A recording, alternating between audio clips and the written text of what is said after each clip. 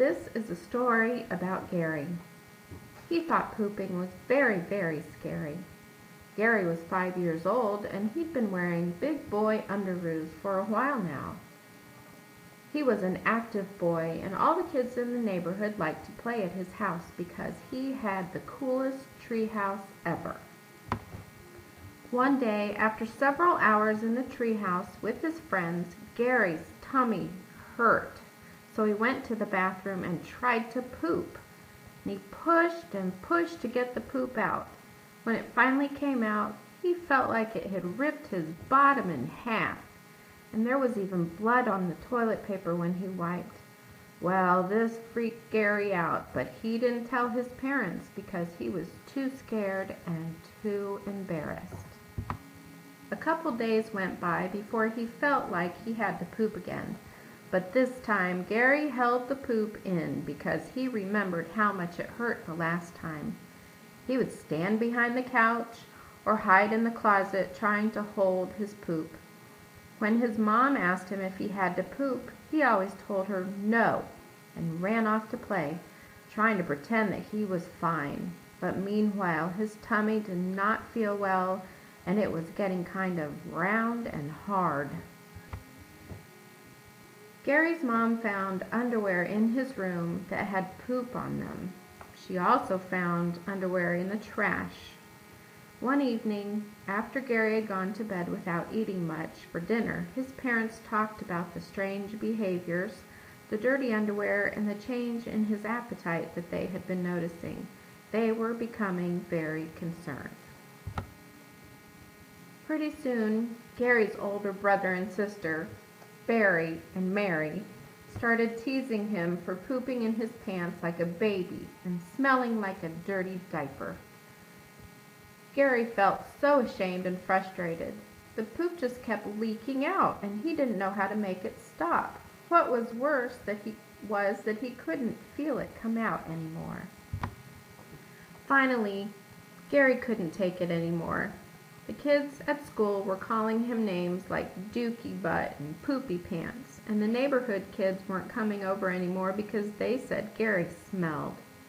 His belly hurt, and all he wanted to do was cry.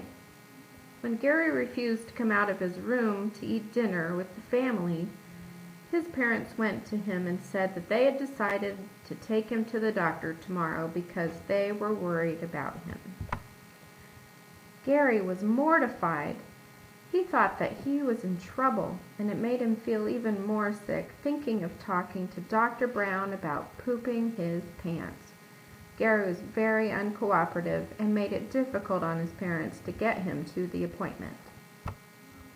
When Dr. Brown finally came into the room and started talking to Gary and his parents about what had been going on, he felt himself relax a little.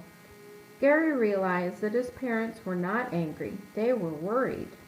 Also, Dr. Brown treated it like he'd heard this stuff every day, which he probably did, and Gary couldn't imagine talking all day about poop. He told Gary that this was not his fault and that it happened to a lot of kids and that he could help make pooping easier for Gary. He told the parents that they did the right thing by bringing Gary in since he had all the classic signs of Encopresis. Gary and his parents felt relieved. This is what they learned about Encopresis that day at Dr. Brown's office.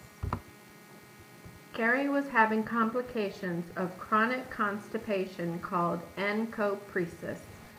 It is not a disease.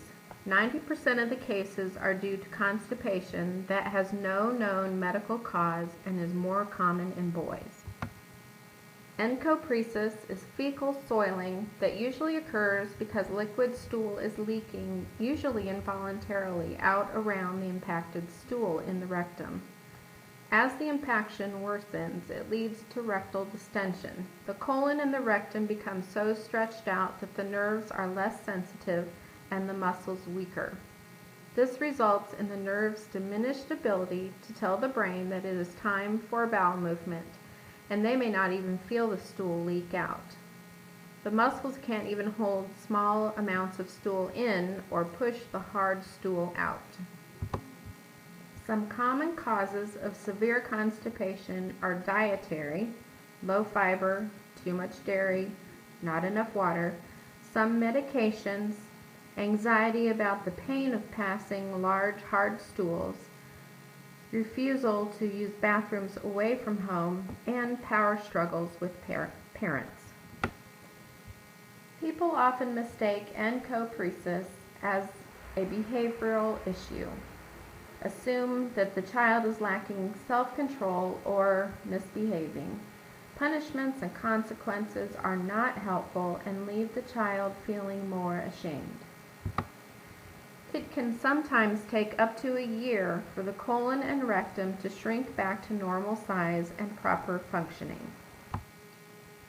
Counseling can address the issues of guilt and shame often associated with this condition.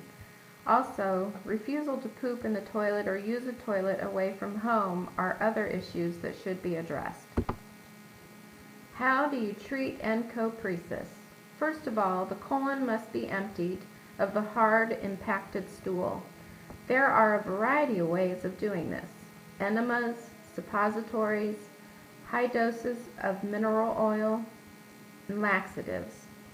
Parents should never give these treatments at home without first checking with the doctor.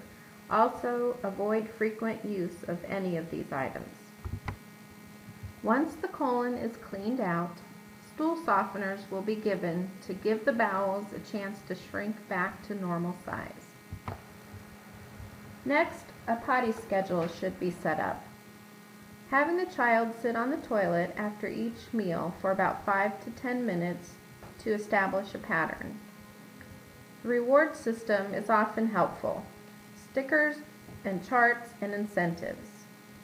The child doesn't have to have a bowel movement and shouldn't be punished if they don't. Routine is key here. Getting in the habit of trying to have a regular bowel movement is what is important. Yep. Diet and exercise are important, as well as fiber-rich foods, lots of water, and minimal dairy products. Most of all, give your child love and support and encouragement.